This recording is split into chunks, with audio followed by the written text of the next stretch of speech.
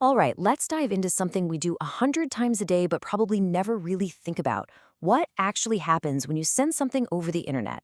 We're going to follow one tiny packet of data on its absolutely epic, high-speed journey across the entire globe.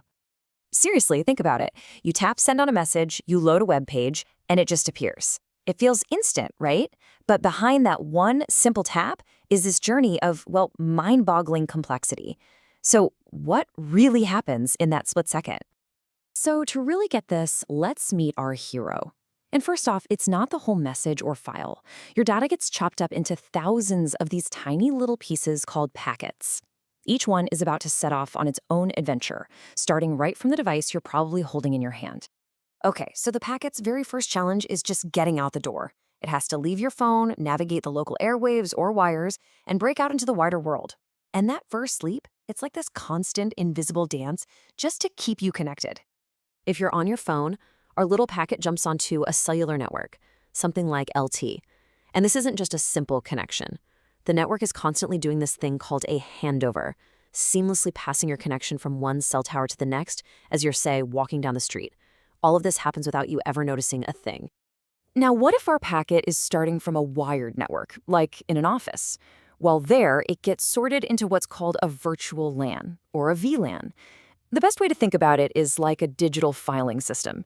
Even if everyone's plugged into the same physical hardware, VLANs create these separate virtual rooms. It means a packet meant for the marketing team doesn't wander over to accounting. It keeps things tidy and, more importantly, secure. Okay, our packet made it out of the local neighborhood. Now, it's staring at the vast, sprawling internet. This is like standing at the entrance to a global highway system with millions of possible routes. So how on earth does it know which way to go? This is where the real magic happens. This is routing.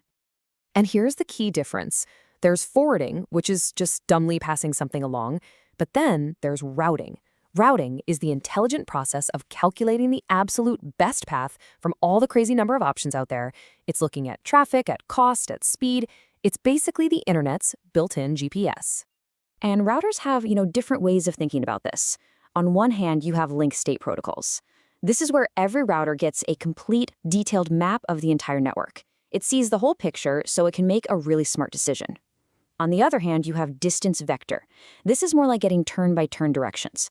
A router only knows what its immediate neighbors tell it, without ever seeing that full map.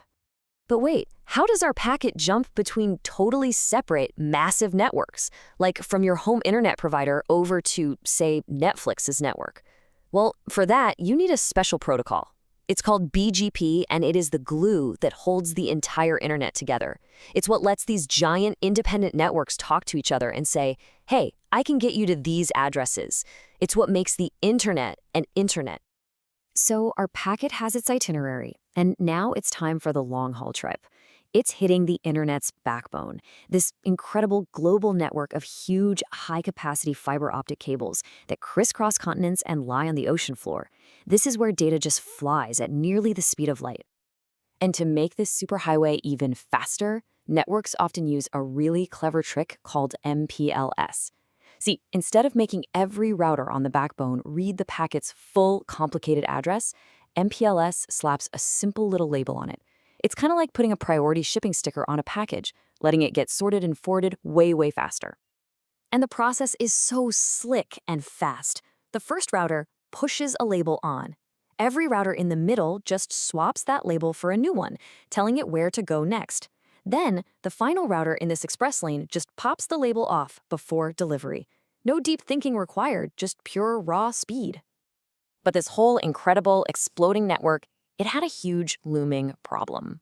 The original addressing system, the one we call IPv4, just didn't have enough unique addresses for every single phone, computer, and smart toaster on the planet. We were literally running out of room on the internet. And the solution? IPv6. Its main job was simple. Give us more addresses. A lot more. The number of new addresses is so mind-bogglingly huge, it practically guarantees we will never, ever run out again. It's what allows the internet to keep growing like crazy. All right, our packet is so close. It's crossed oceans and continents in less time than it takes to blink. But the journey's not quite over.